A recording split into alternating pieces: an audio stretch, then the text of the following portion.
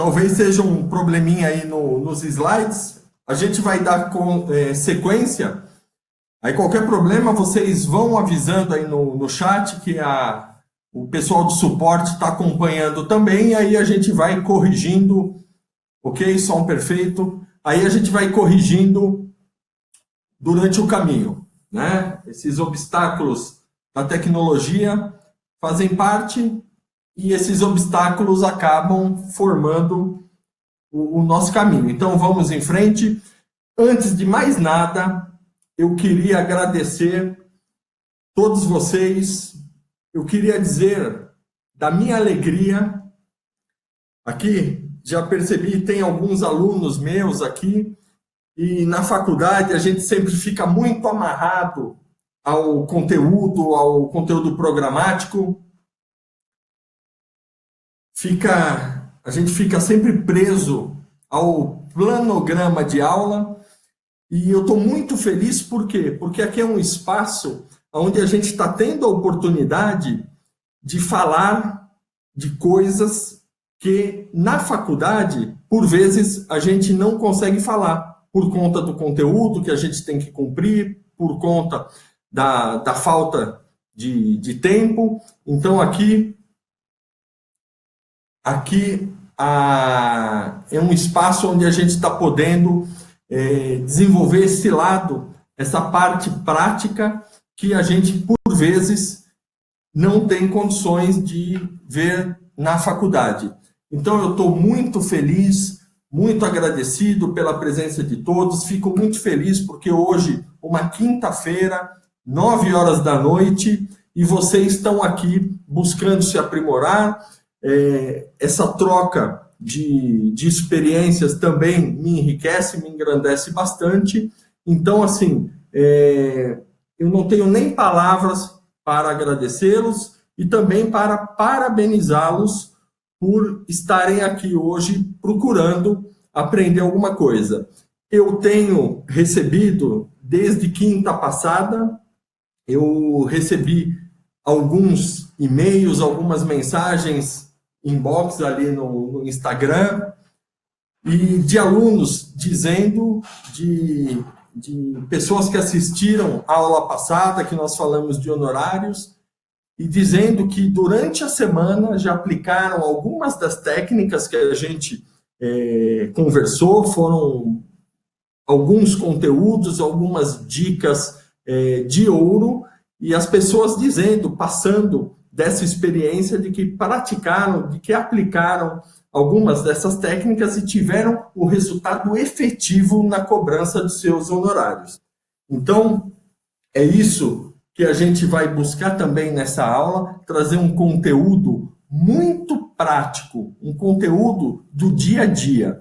A teoria, as teses, a gente aprende e a gente vê na faculdade. Aqui, o objetivo desse espaço, o objetivo desse projeto que eu estou trazendo aqui para vocês, dividindo com vocês, o conteúdo e o ideal desse projeto é justamente trazer aquilo que a gente não aprende na faculdade. Tá? Então, sem maiores delongas, vamos então dar início ao conteúdo. E hoje o tema que eu trouxe para vocês é sobre o dilema de cobrar consulta. O dilema de cobrar consulta. Antes, porém, para aqueles que não me conhecem, né, ainda tem pessoas entrando aqui na aula. Então, para aqueles que não me conhecem, vou fazer aqui uma breve apresentação para que vocês saibam quem é que está falando aqui com vocês. Tá? Então, o meu nome é Peterson Zaccarella, eu sou advogado formado há mais de 20 anos, eu sou mestre em Direito, pós-graduado em Direito Civil, pós-graduado em Processo Civil, eu sou professor universitário da matéria de Teoria Geral do Processo e também de Processo Civil. Eu fui condecorado como um dos 500 advogados mais admirados no Brasil, né, o qual já falei na aula passada, reputo essa premiação não só a mim, mas a toda a equipe do meu escritório, a toda a equipe que trabalha comigo. Então, este é um breve currículo, uma breve apresentação. Aqueles que não me conhecem têm mais informações também no Facebook, no Instagram e também no LinkedIn. Tá? Na rede mais profissional, ali tem inclusive o meu currículo Lattes inteiro para quem tiver curiosidade. Então, vamos lá.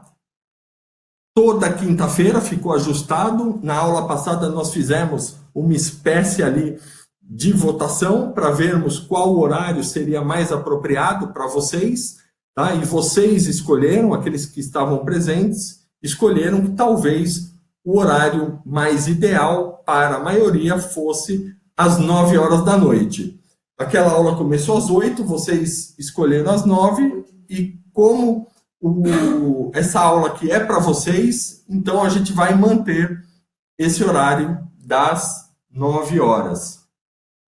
Pois bem, e já entrando efetivamente no nosso conteúdo, de que dilema nós vamos falar? Né? O dilema da cobrança da consulta.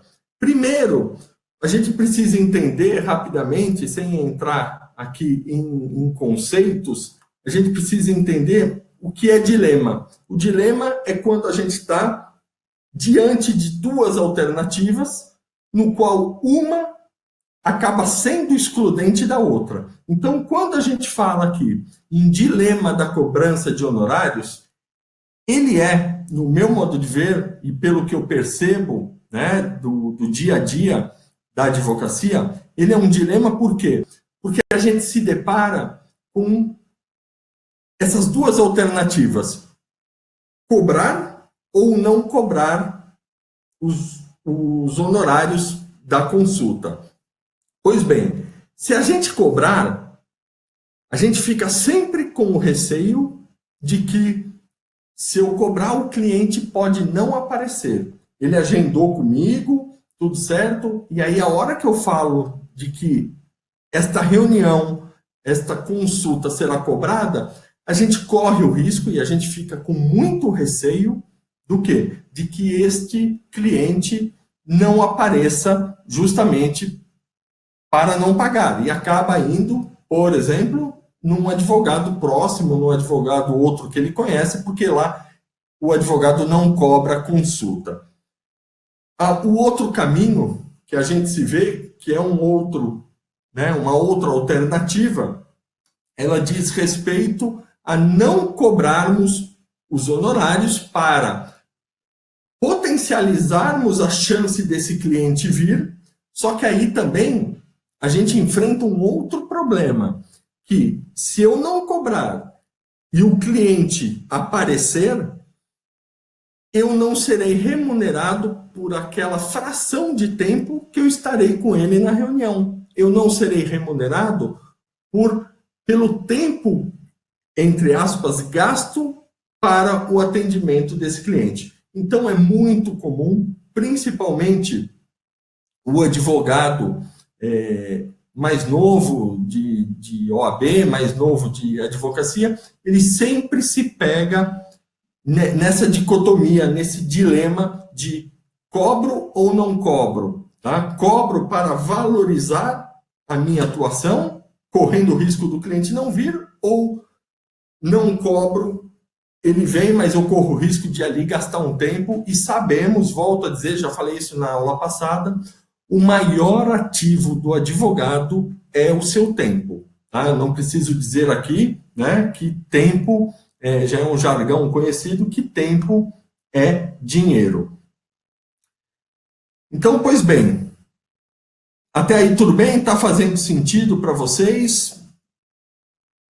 Se sim, vamos embora. Só reiterando aqui, a gente vai usar o mesmo esquema que usamos na aula passada. Se vocês tiverem perguntas a serem feitas, eu responderei com muito prazer no final. Só que vocês já podem ir fazendo as suas perguntas aqui no chat. A equipe aqui do suporte vai anotar essas perguntas, vai me passar no final da aula, então vocês podem deixar para fazê-las no final, ou, se preferirem, pode já ir fazendo agora, para não perder o raciocínio, já podem fazer que a gente responde ao final. Pois bem, nós, advogados, usamos os termos atendimento e consulta, muitas vezes como sinônimos. Nós, ao atender o cliente, ora falamos em atendimento, ora falamos em consulta. E é importante a gente verificar nesse momento se há alguma diferença ou se são realmente sinônimos, tá? De atendimento ou consulta. Pois bem, aqui está uma diferença que a gente vai tentar pontuar, porque elas não são sinônimos. Tecnicamente, o atendimento ele é diferente da consulta. O atendimento, a gente pode dizer, portanto, que o atendimento é para sanar uma dúvida mais genérica, uma dúvida mais geral, enquanto que a consulta ela serve para o atendimento de o esclarecimento, melhor dizendo, de uma dúvida mais pessoal, mais pontual. Ou seja, uma dúvida, como escrevi aí no slide, uma dúvida personalizada. Então, para a gente entender, vamos estudar primeiro o atendimento. Então, ele é para uma dúvida mais geral, mais genérica.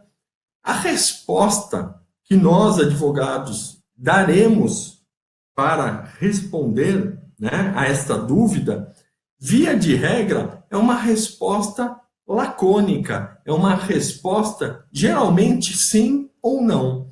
É uma resposta que não vai adentrar aos detalhes, às minúcias da dúvida. Então, como a pergunta ela é genérica, a nossa resposta também ela será genérica. Quando não, nós responderemos apenas com sim ou não. Vejam, no atendimento, nós analisamos apenas e tão somente uma hipótese.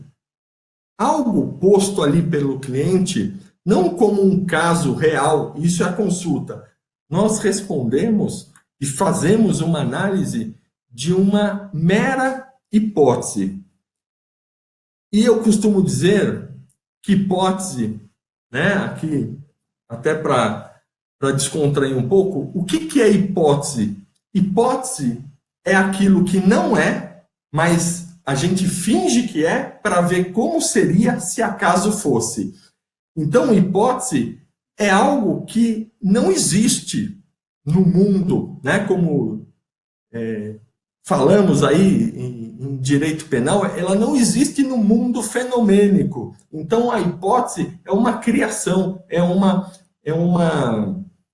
abstração de uma situação inventada. Então, no atendimento, como nós resolvemos, como nós respondemos e analisamos uma mera hipótese, é óbvio que a resposta ao atendimento ela não resolve nenhum problema.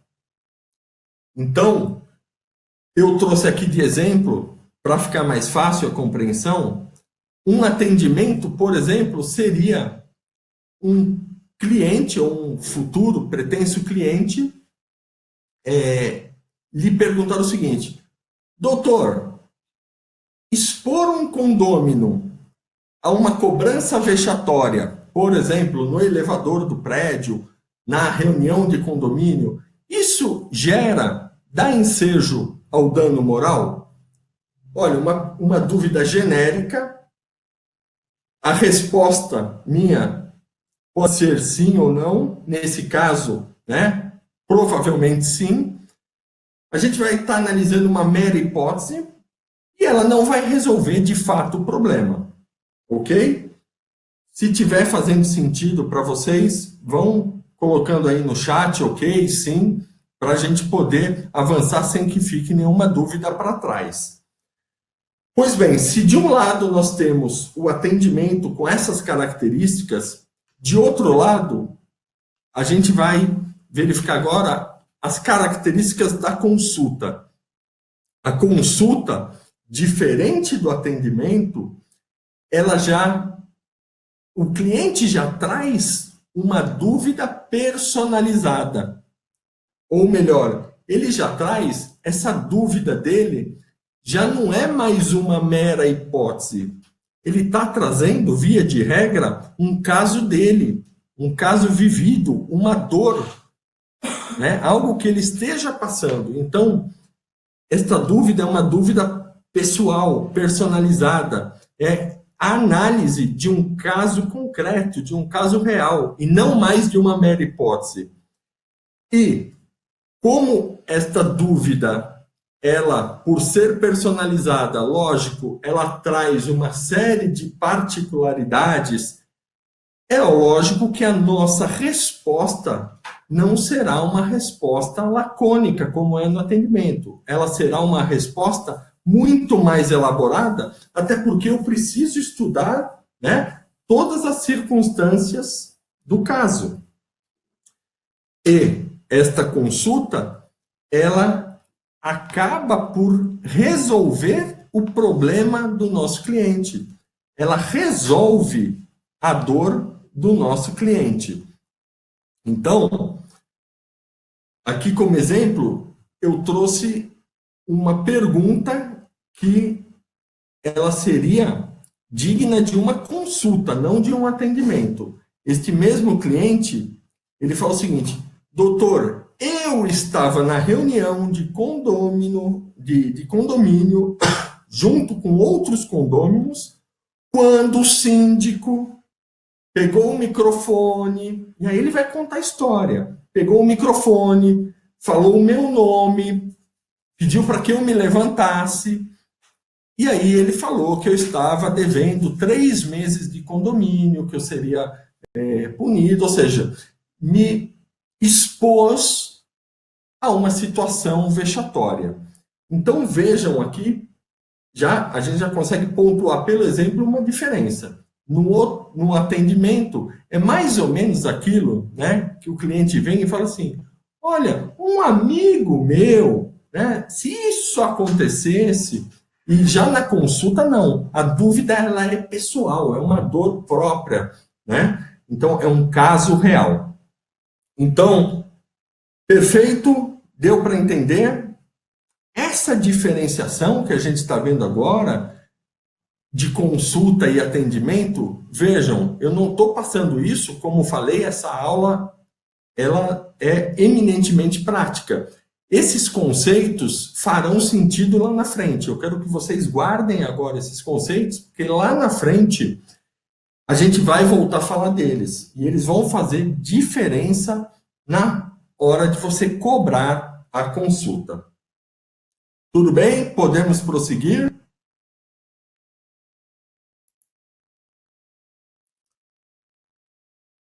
Olha só aqui. Um médico bastante conhecido e um advogado. E eu quero traçar aqui, já que a gente está falando de consulta, e já que tanto o médico quanto o advogado prestam, né, respondem consulta, eu quero aqui fazer uma breve analogia. Eu vou até puxar a orelha aqui do pessoal de suporte, porque eu pedi para colocarem um médico, colocaram aí o Dr. Ray, né? Então, mas ele vai ilustrar direitinho a analogia que a gente vai fazer entre o advogado e o médico. Vejam, nós, advogados, nós devemos, até por orientação da OAB, nós devemos cobrar consulta. E olha só, quando o cliente barra paciente, em se tratando do médico, quando o paciente procura o médico, ele quanto será a consulta, ele paga a consulta quando ele vai num médico particular, ele paga a consulta antes mesmo de ver a cara do médico. Se é a primeira vez que ele está indo, ele às vezes nem conhece o médico. E ele paga a consulta sem saber se o médico dará um atendimento a ele de 10 minutos, de 20 minutos, de 1 hora. E o paciente vai, já se encaminha ali para a secretária e já faz o pagamento, sem contestação alguma. Pois bem, já no nosso caso, no caso do advogado, percebam que dificilmente aqueles aqui que advogam, que têm a prática jurídica, vai poder confirmar. Dificilmente, raramente, o cliente pergunta, ele indaga o advogado ou a sua secretária se haverá cobrança de consulta. Quando nós cobramos, tem que partir de nós, advogados, informar o cliente, porque é uma questão talvez cultural, talvez porque o nosso serviço, né, ele é intelectual, como nós não entregamos um produto para ele, como ele não sai dali, nem mesmo com a percepção da nossa prestação de serviço, porque os resultados da nossa prestação de serviço só serão vistos e sentidos lá na frente, talvez os clientes tenham essa percepção de que o advogado não precisa cobrar consulta. Isto quando não, nós ouvimos aquelas frases de clientes que tanto nos irritam, né? Doutor, é só uma perguntinha. Doutor, é rapidinho. É só dar uma olhadinha no meu contrato. E aí ele te manda um contrato de 30 páginas via WhatsApp e ainda todas as folhas de ponta cabeça, né? Então, isso daí talvez seja algo cultural, talvez seja em razão dessa questão da prestação de serviço não ser palpável, mas o fato é que o advogado, assim como o médico, deve ou deveria cobrar consulta. Olha só, se a gente vai jogar os búzios, se a gente vai ler o tarô, não sei como fala, se é ler o tarô, mas se a gente vai lá numa cigana, numa vidente, a gente paga consulta. Aí o cliente vai no advogado que se matou de estudar, que continuou estudando pós, que gasta com livro, tudo, e não quer pagar consulta. Aí ele vai na cigana, ele vai na vidente, e aí ele paga a consulta. E o advogado, quando cobra, por vezes é até mal visto. Então, feita essa analogia, vamos passar então para os objetivos da cobrança da consulta. Isso, a consulta, ela tem alguns objetivos, que não é só remunerar o advogado pelo tempo gasto ali no atendimento, também. Mas nós vamos ver aqui, nesse próximo slide, que a cobrança da consulta tem alguns objetivos. Quais sejam? Primeiro desses objetivos é, sem dúvida, a valorização do advogado.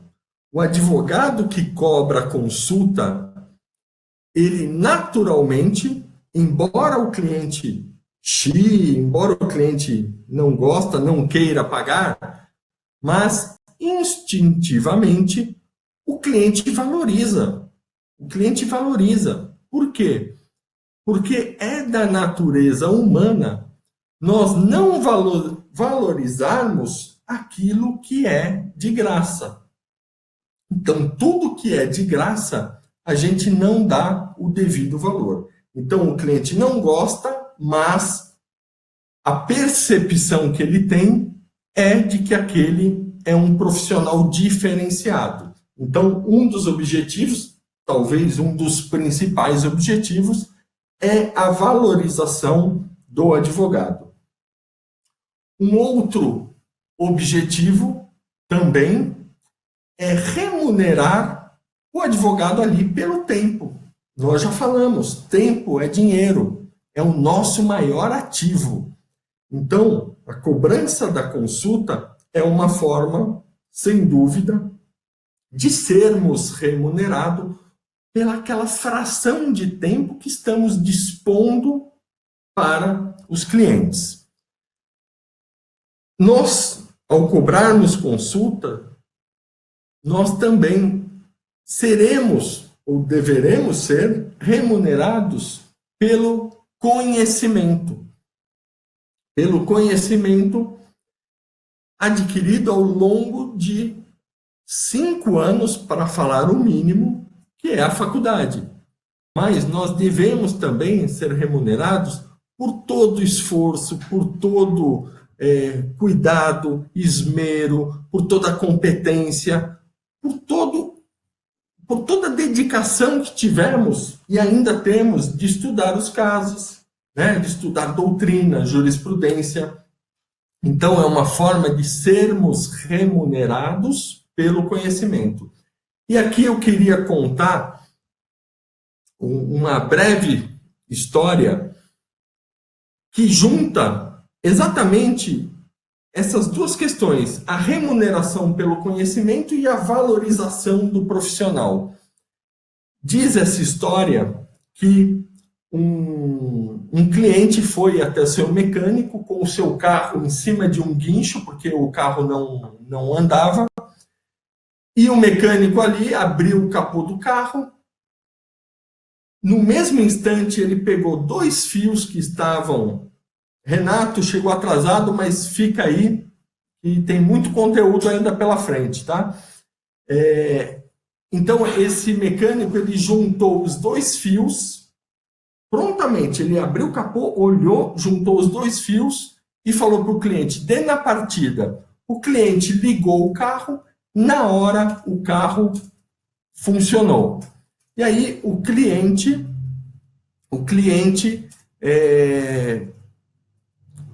agradecido foi, e talvez por educação, perguntou para o mecânico, eu lhe devo algo? E o mecânico prontamente respondeu para ele, sim, você me deve R$ 500. O cliente ficou louco e falou o seguinte, R$ 500? O senhor só ligou 2 fiozinhos? Eis que o mecânico responde, na verdade, eu não estou te cobrando por ligar os fiozinhos. O fiozinho eu liguei de graça. Eu estou te cobrando por saber, dentre tantos, quais eram os 2 fiozinhos que deveriam ser ligados.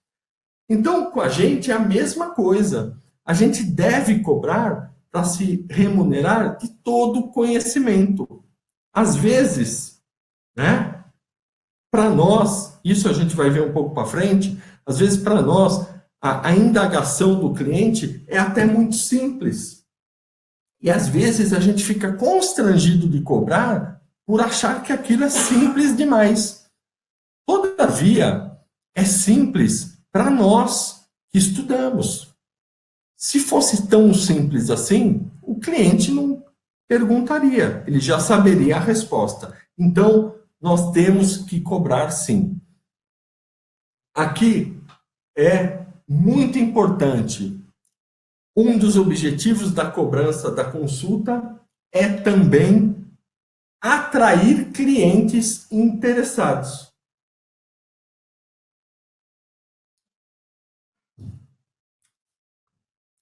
Um dos objetivos é atrair clientes interessados.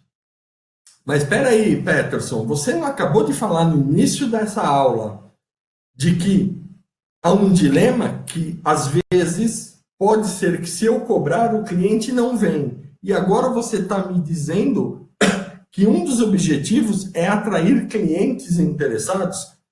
Explico, deixa eu explicar para vocês. Não tem nenhuma incongruência nisso que eu estou afirmando.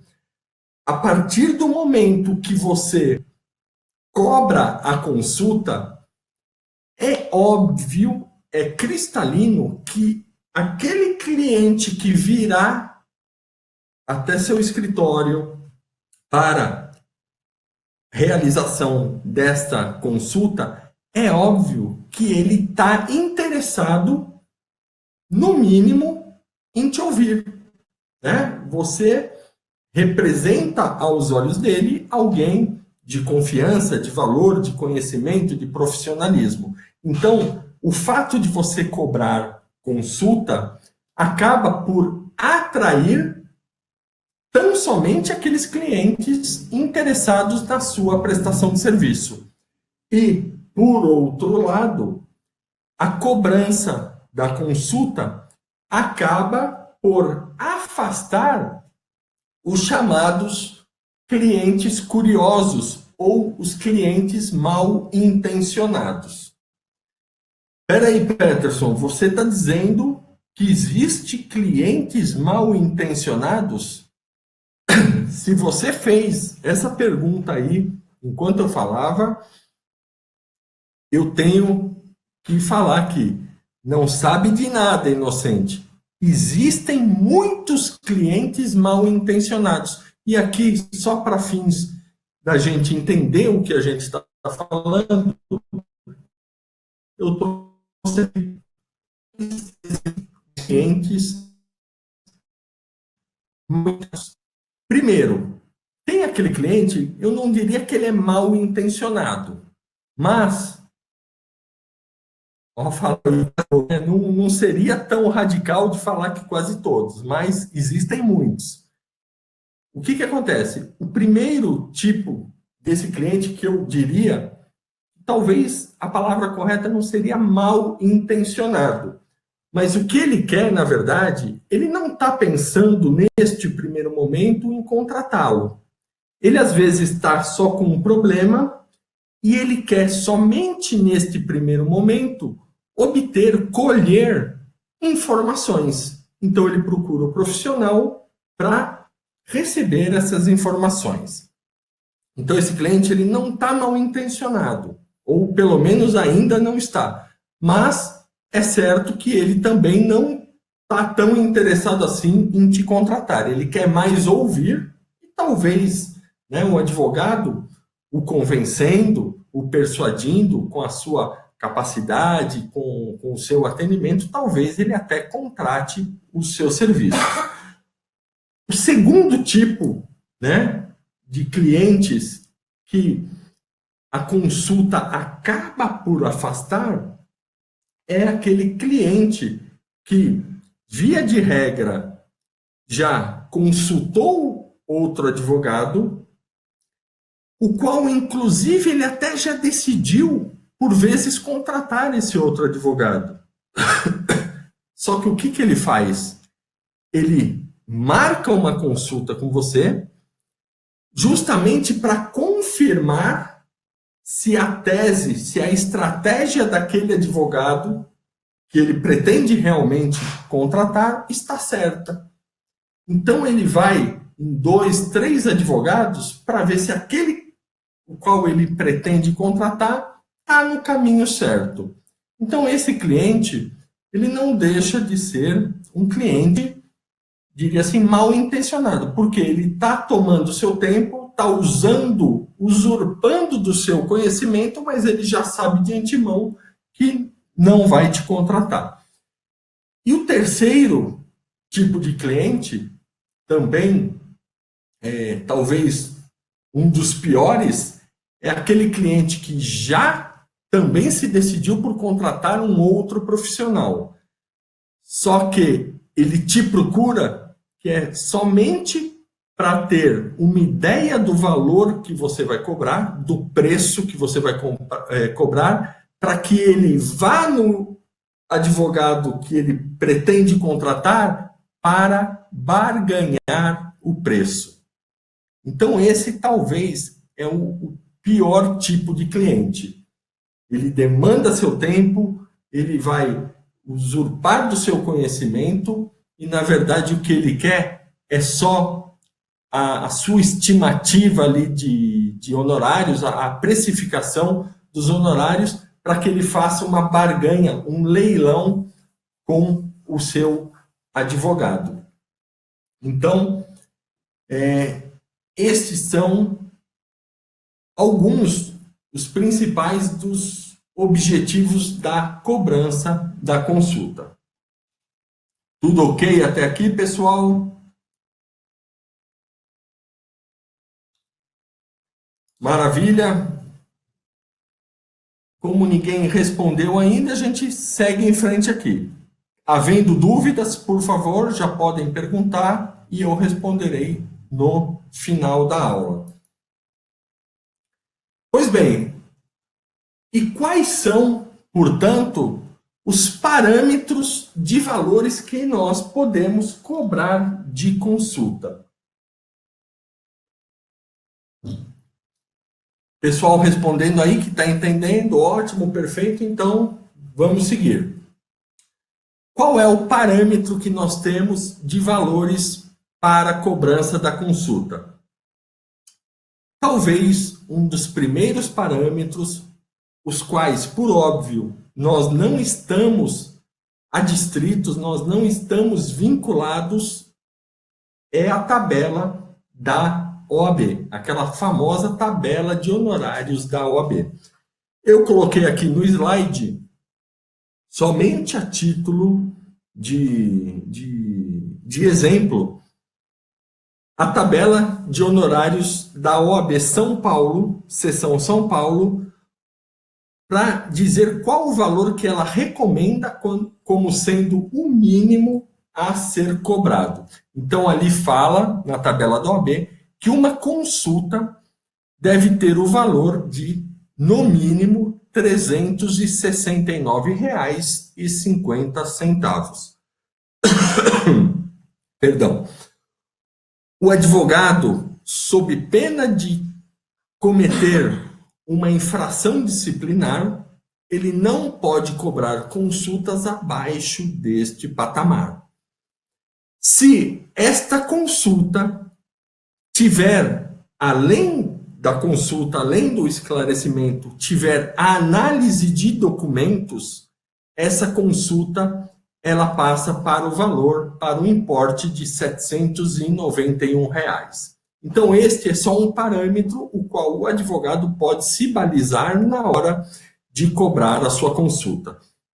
Um outro parâmetro também, o qual dispensa maiores explicações, seria o advogado ele cobrar pelo valor da sua hora técnica profissional. Nós sabemos, né, que alguns escritórios costumam cobrar os seus honorários por hora técnica, então nós podemos também cobrar a consulta por hora técnica.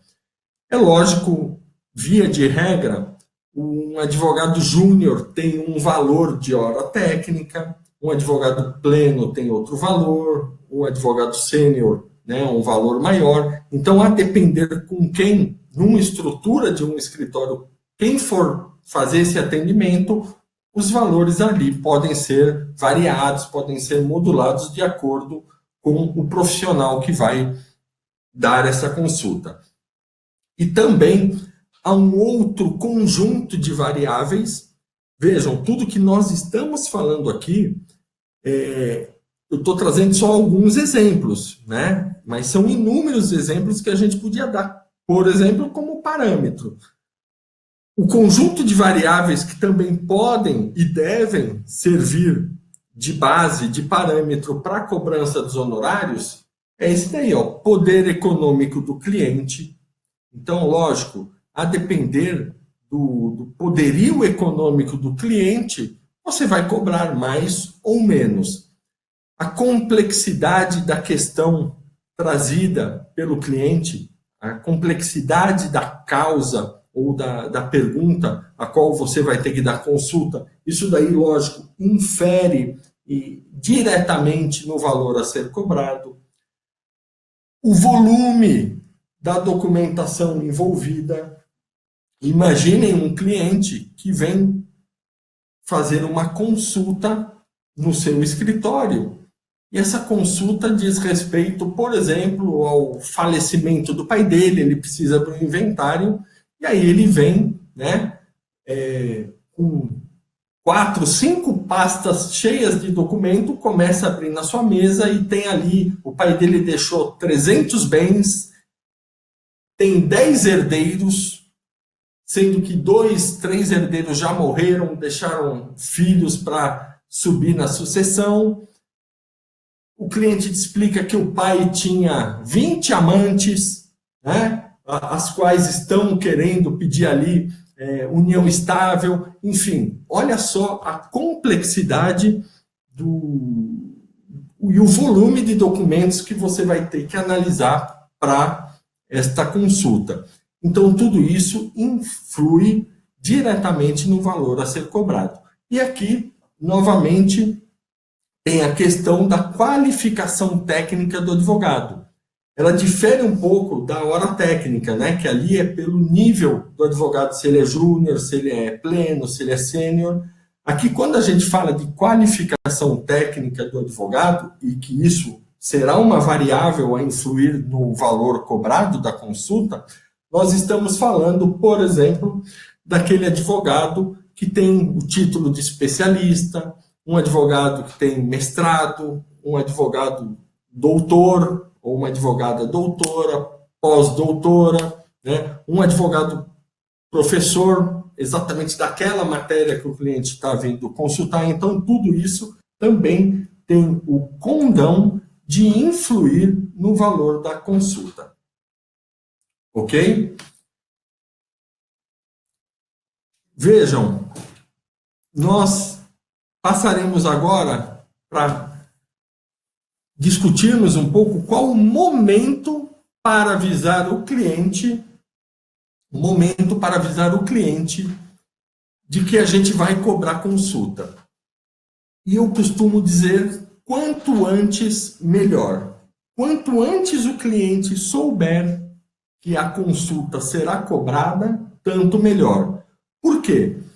Se de início o cliente já sabe que terá que pagar a consulta, se ele não quiser pagar, ele já poupa o seu tempo e o seu trabalho.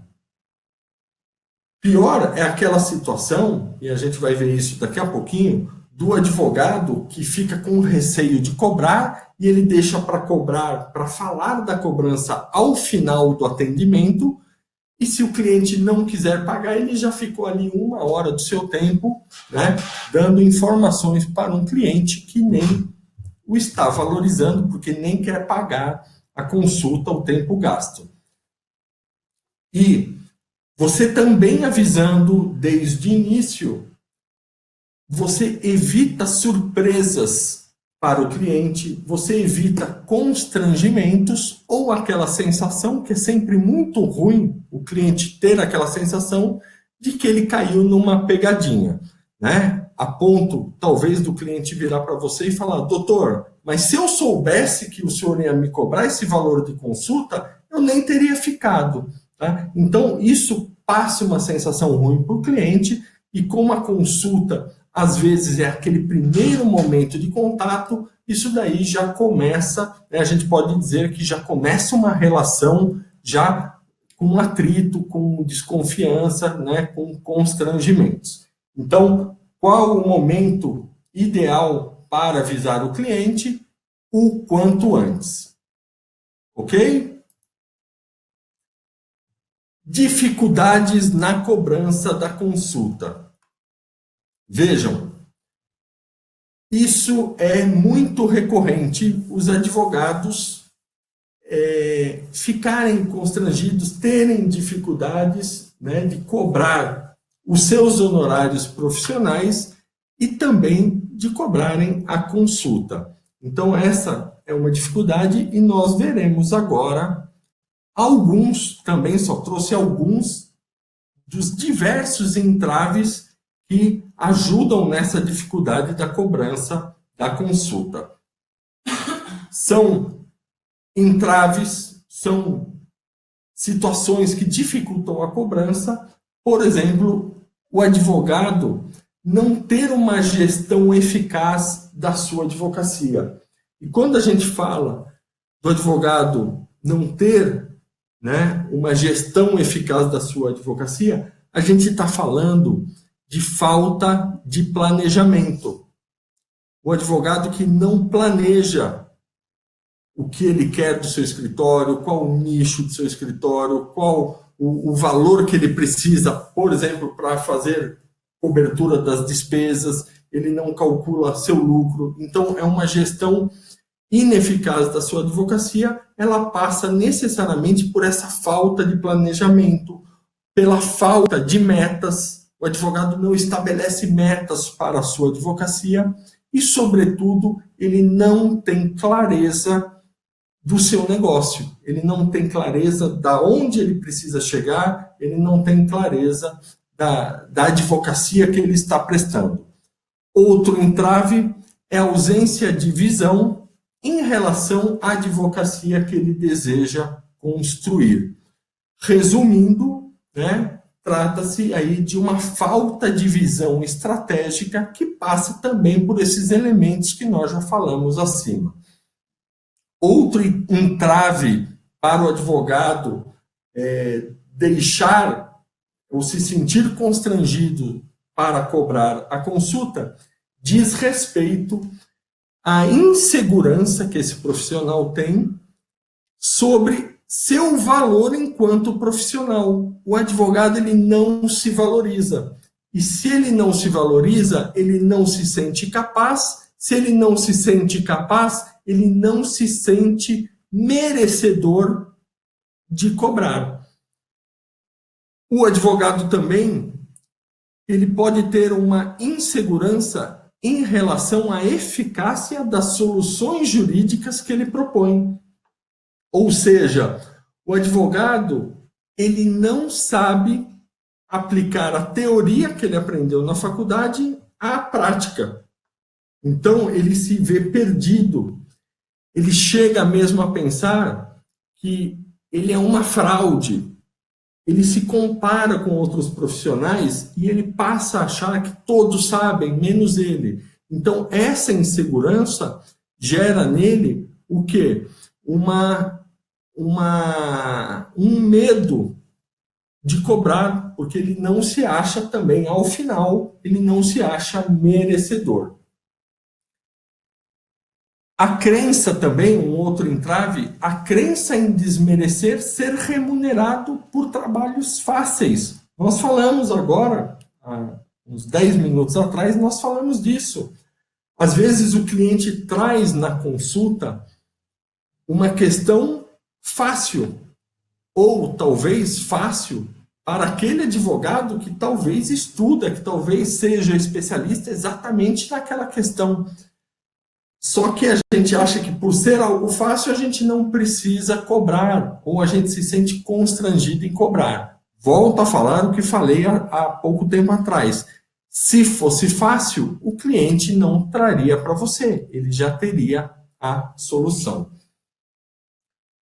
E tudo isso, aliado, né, a tudo isso, tem também a questão da baixa autoestima. A dificuldade em lidar com a desaprovação do cliente. São aqueles famosos, né? E isso não são só advogados, mas um perfil de determinadas pessoas, são os famosos agradadores. Eles precisam sempre estar agradando os outros.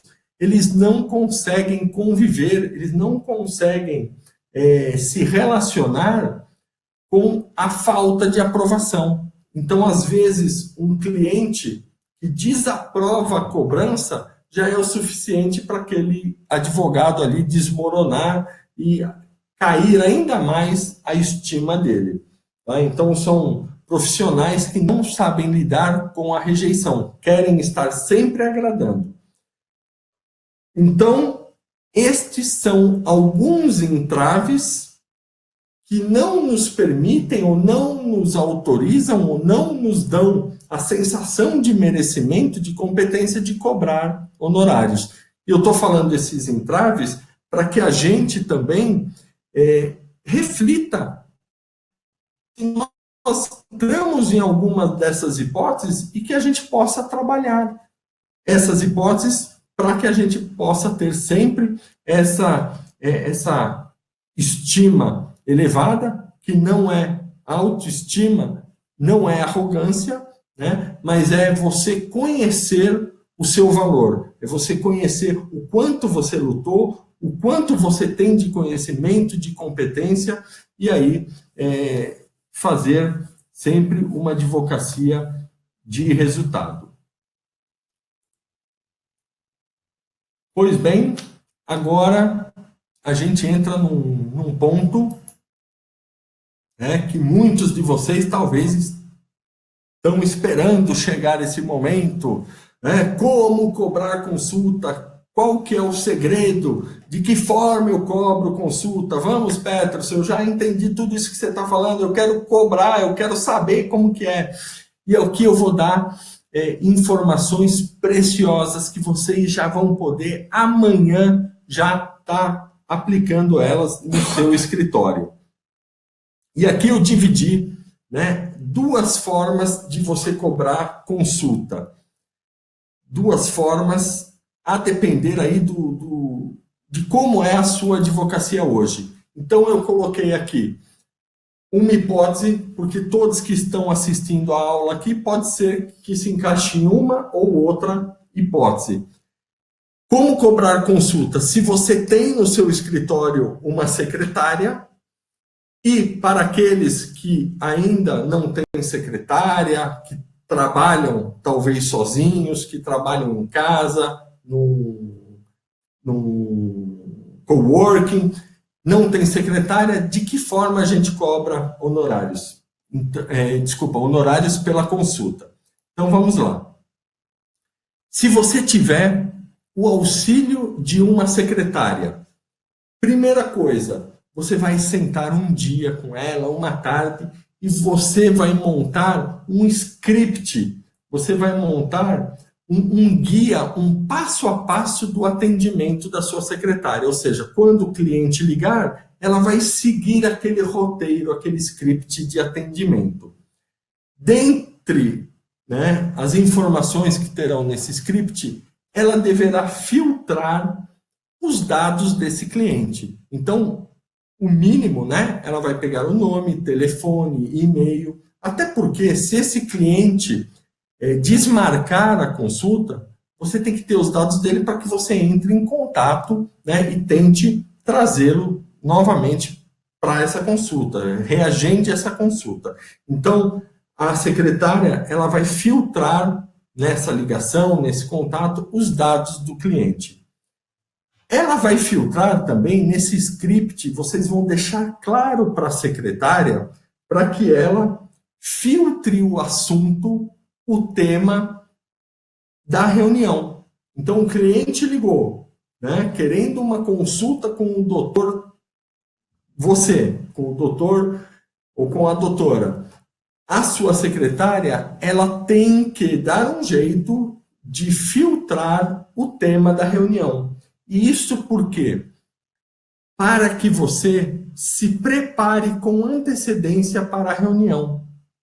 Às vezes, o cliente pode estar trazendo uma causa a qual não é da sua especialidade ou uma causa que você não tem assim tanta familiaridade. Então, você sabendo de antemão, com antecedência o tema, você se prepara a ponto de, nessa reunião, você demonstrar segurança para o cliente, você demonstrar, quiçá, que é um especialista naquele assunto que ele veio te trazer. E, por fim, óbvio, a secretária vai agendar, vai fazer todo o agendamento e também vai entrar nesse tema da cobrança. Então, ela vai explicar para o cliente que a consulta é cobrada, que o valor é X, tá? Que a forma de pagamento é em dinheiro no dia da consulta, em depósito, transferência um dia antes, aí você que vai organizar. Ok? Agora, Peterson, eu trabalho, não tenho uma secretária. Como que eu faço? E mais, eu não tenho familiaridade, eu não sei vender meu serviço, eu tenho dificuldade, eu fico constrangido em cobrar. Como que eu faço? Aqui. Você vai usar, já que você não tem uma secretária, você vai usar mensagens, ou e-mail, WhatsApp, o que for melhor aí para o cliente, para você. Então, o que você vai fazer?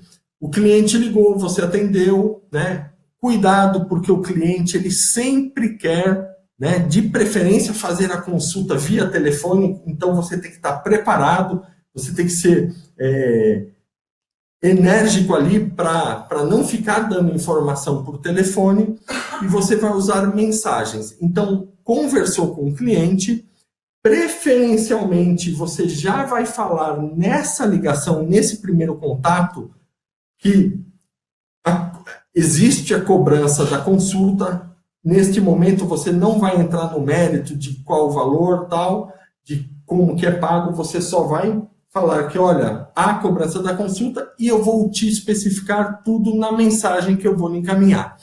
E nessa mensagem, que você pode, inclusive, para não ficar tão pessoal com você, você pode até criar um e-mail, né, no seu escritório, sei lá, contato, arroba, aí o nome do seu escritório, não precisa ser no seu nome, como se existisse alguém além de você que está mandando essa mensagem, e aí, nesta mensagem, você irá confirmar o dia e a hora da consulta, o dia e a hora da reunião. Você vai passar o endereço do escritório, né, ou seja, o local aonde você vai atender o cliente. E olha, é importante, que a gente vai falar disso daqui a pouco, você vai solicitar para o cliente levar toda a documentação inerente àquele problema que ele quer se consultar contigo. Você vai pedir o envio, a entrega, né, que ele leve a documentação. Aqui só um parênteses, essa documentação, preferencialmente, peça para ele já levar em Xerox. Evitem ficar com documentos originais do cliente, ainda mais nessa primeira consulta. Se for para ficar com os documentos originais, faça um recibo de entrega dessa documentação, ok? E aí, nesta mesma mensagem, vocês vão estabelecer o valor da consulta e fazer o detalhamento da cobrança, tá? Então, vocês não precisarão entrar diretamente, né, nesse assunto com o cliente, mas vocês farão isso nesse primeiro momento através de uma mensagem. Quais são as formas de cobrança? Existem 3 formas. 2 estão aqui. A terceira eu quero falar com maior cuidado com vocês, porque é o que eu chamo de uma tacada de mestre. Tá?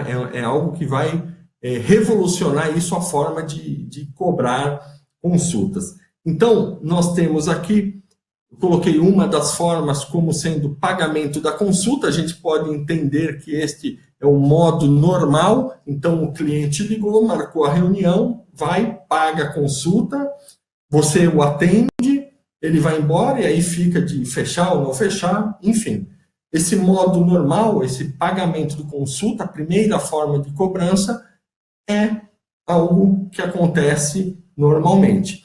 Só que, por vezes, o que pode acontecer? Pode acontecer desse cliente reclamar ou desse cliente fazer o possível para não pagar esta consulta. E aí, de que forma você pode negociar isso com o cliente? Você pode propor o seguinte, que ele pague a consulta e, na eventualidade dele o contratar para a prestação de serviço, o contratar para que você seja o advogado dele, você irá abater o valor que ele pagou de consulta dos honorários que você vai cobrar ali na frente. Tem toda uma lógica, tem todo um mecanismo por trás desta cobrança com a promessa de um abatimento. E eu quero falar aqui rapidamente, abrir esse parênteses com vocês. O que acontece? Isso, na verdade, é o que a gente chama de um gatilho mental. Quem estuda influência, persuasão, negociação, sabe que o ser humano ele trabalha com dois gatilhos muito fortes. Um é típico do ser humano, ele querer obter prazer, ou que a gente pode, aqui por nosso exemplo, entender como obter um ganho, obter uma vantagem, e o ser humano também, ele evita a dor. Ou, no nosso caso, a gente pode traduzir por ele evita perder. Então, o ser humano, ele age instintivamente ou para ter um ganho ou para evitar uma perda. E estudos americanos, várias pesquisas, nos informam que a maior parte de nós, seres humanos, entre obter um ganho e evitar uma perda, a gente sempre prefere evitar a perda a ter um ganho. Então, se a gente já sabe disso, esta forma de cobrança de consulta se encaixa direitinho, porque a partir do momento que você cobra a consulta, mas promete, mas cria a expectativa de que o cliente terá esse dinheiro de volta, recuperará esse dinheiro de volta ao final, e sabendo que nós, seres humanos, temos aversão à perda, instintivamente, talvez de uma forma não lógica, não racional, não consciente, o cliente fará de tudo para tentar recuperar esse dinheiro. E qual a forma que ele vai recuperar esse valor da consulta? É te contratando, porque você, de certa forma, irá devolver esse dinheiro para ele quando da cobrança dos honorários. Ok? Deu para entender? Então, vamos lá. Vamos seguir aqui em frente, porque agora eu quero trazer para vocês, já para finalizar a nossa aula, eu quero trazer aqui para vocês o que eu vou chamar aqui de tacadas de mestre. Ou seja, são aquelas dicas de ouro, são a chamada dica de 1 milhão. Essas dicas valem 1 milhão aí para a sua advocacia. E quais são essas duas tacadas de mestre? Uma, transformem atendimentos em consultas. Vamos só voltar naqueles slides, só para a gente relembrar que nós fizemos a distinção, e eu falei lá que isso faria sentido aqui na frente. Nós fizemos a distinção entre atendimento e consulta, que o atendimento era uma dúvida genérica, a consulta era uma dúvida concreta, era um caso real. Pois bem, uma tacada de mestre será nós, durante o atendimento, a gente ir direcionando este atendimento para transformá-lo numa consulta. Levar a conversa para o seu clímax. Via de regra, o próprio cliente faz isso. Porque às vezes o cliente o procura com algo genérico. Aí fala assim, doutor, cabe isso daqui? Aí você fala, cabe. Aí ele começa, então, é que eu estou passando. Quando ele começa a falar, eu estou passando, eu estou sofrendo, ele já entrou na consulta. ele já saiu do campo da hipótese e está entrando aí no campo concreto, no campo real. Então, nessa hipótese, qual que é a dica? Como você vai transformar atendimento em consulta? Quando você perceber que o cliente passou essa linha tênue que separa o atendimento da consulta, você vai parar e você vai dizer algo para ele mais ou menos nesse sentido. Olha, o que você está me contando agora, esses fatos, né, que você está me contando, eu precisarei estudar mais detidamente, eu preciso estudar mais a fundo, eu preciso conhecer melhor todos os fatos que permeiam isso que o senhor está me contando, para que eu possa lhe dar uma orientação mais apropriada. Para isso, eu quero marcar uma reunião com o senhor, tal, segue o script. Então, vocês transformam o atendimento em consulta e cobram pela consulta. De que forma? Pelo que nós já vimos nos slides anteriores. Ok? Anotaram aí? Tomaram nota? Pois bem, e qual é a segunda e não menos importante tacada de mestre? É transformar as consultas em parecer ou em opinião legal, ou, como dizem alguns ainda, em memorandos. O que é isso, Peterson? Você vai transformar consultas em opinião legal, em parecer. A gente fala parecer aqui de uma forma lato, né? Mas nós sabemos que para elaborar um parecer tem que ser, né? Não há nada escrito, não há uma regra, mas via de regra tem que ser um jurista de renome, né? Um jurista conhecido. Eles emitem parecer. Nós, estudantes do direito, apaixonados, nós, via de regra, né, emitimos ali uma opinião legal. Parecer é algo, então, só para a gente fixar, é algo mais profundo, né? Via de regra, aí tem 40 laudas, 80 laudas, enquanto que a opinião legal é algo mais singelo, né? Como o nome diz, é mais uma opinião. Enfim, então, para transformar consultas em pareceres, você vai usar naqueles casos, principalmente, que o cliente já fala que não vai pagar na consulta. Ele já deixa claro que se você for cobrar consulta, ele não vai aparecer. Então, nesses casos, você não vai cobrar a consulta. Mas, vocês lembram que nós vimos há pouco tempo atrás, e eu falei que faria sentido agora, que é para secretária ou para vocês, através de mensagem, pedir para o cliente levar toda a documentação? Pois bem, ela fará sentido agora. Você, já que não vai cobrar pela consulta, a hora que o cliente estiver na sua frente, com aquele bolo de pasta, e ele começar a tirar papel dali, o que você vai fazer?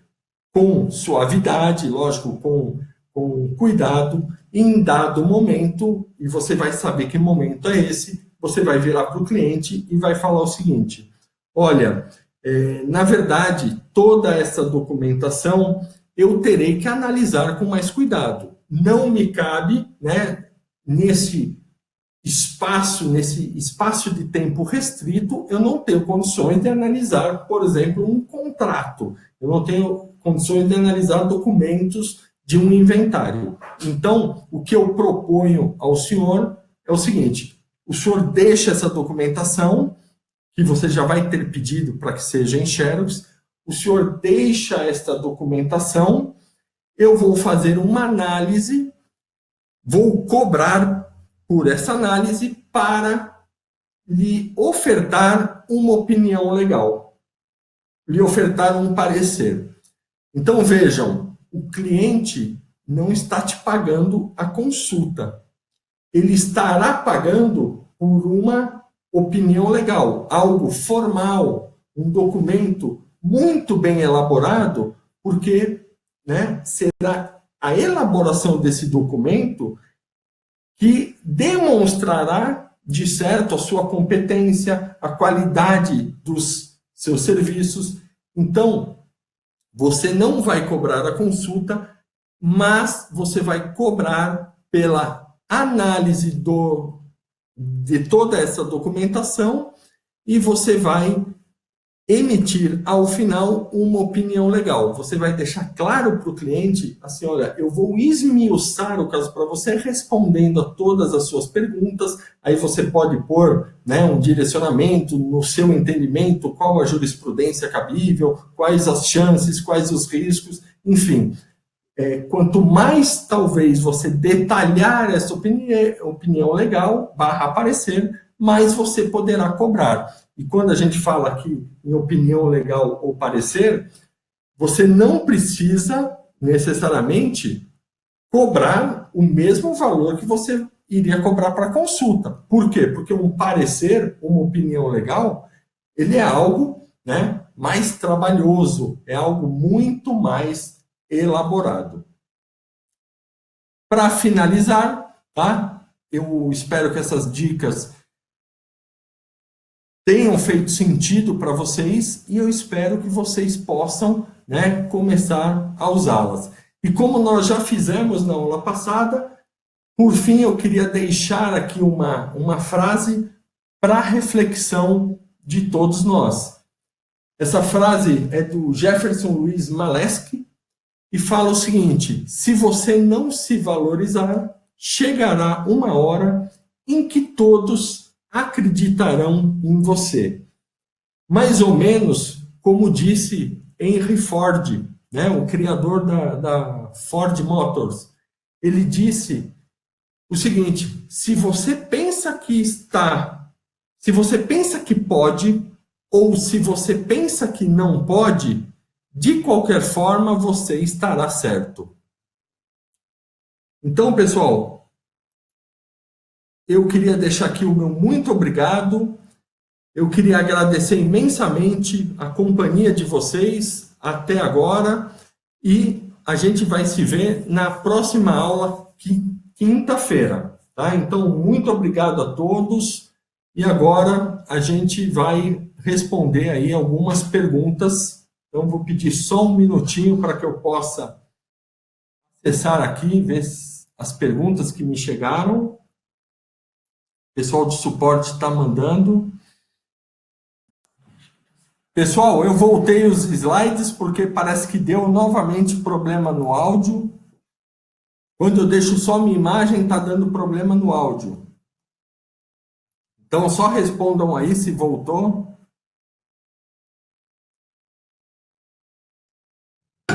Antônio Carlos fez uma pergunta aqui: qual o valor da hora técnica para o advogado júnior e para o advogado pleno? Antônio Carlos, não existe uma regra, não existe um valor determinado.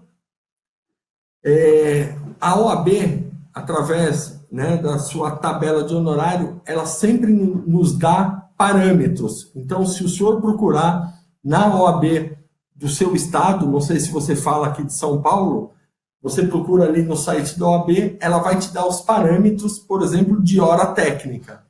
A OAB, pelo menos aqui em São Paulo, ela não faz a distinção entre advogado pleno, né, advogado júnior, pleno, sênior, mas o fato é, Antônio Carlos, você pode se balizar, só ter como parâmetro o mínimo a ser cobrado, e aí você pode estipular para você, por exemplo, se você trabalha num escritório, por exemplo, este mínimo da OAB ser o piso para o advogado júnior.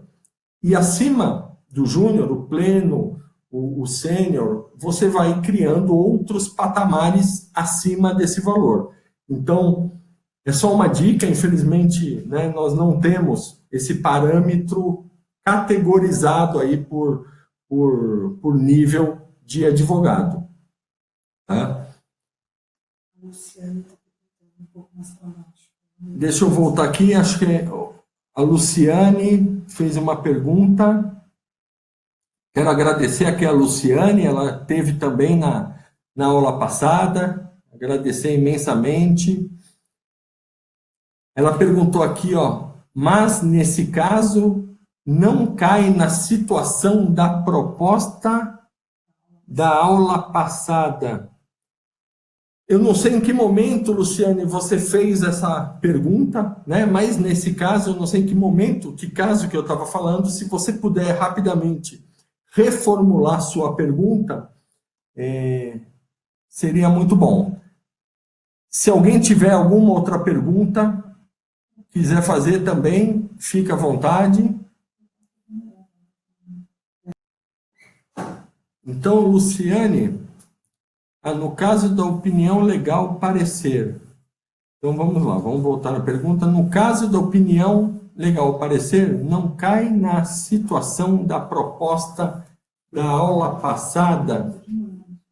Não, na verdade, na aula passada, a gente se focou, Luciane, na questão dos honorários profissionais. Aqui, lógico, a consulta é uma espécie de cobrança de honorários, mas aí não é pela atuação do advogado num processo, né? É pelo, digamos assim, pelo atendimento, pela consulta. Então, eu acho que não cai na situação. Eu sei que você tem o meu contato lá no Instagram, se você quiser formular a sua pergunta mais objetivamente, qual a sua dúvida que você tem, eu posso responder por lá. Será um prazer para mim. Então, pessoal, eu queria mais uma vez, e aqui por final, agradecer imensamente a presença de todos, dizer da minha felicidade novamente de estar aqui, podendo compartilhar, trocar essas ideias com vocês, e espero vocês na quinta-feira que vem, e peço uma gentileza, se vocês estão gostando da aula, se está fazendo sentido, se vocês estão enxergando aí um conteúdo relevante para a sua advocacia, indique, passe para um colega que também pode se beneficiar desse mesmo conteúdo, tá? Então, eu agradeço, boa noite, e qualquer pergunta também eu respondo no chat ali do Instagram ou Facebook, tá? Um abraço, boa noite, até quinta que vem.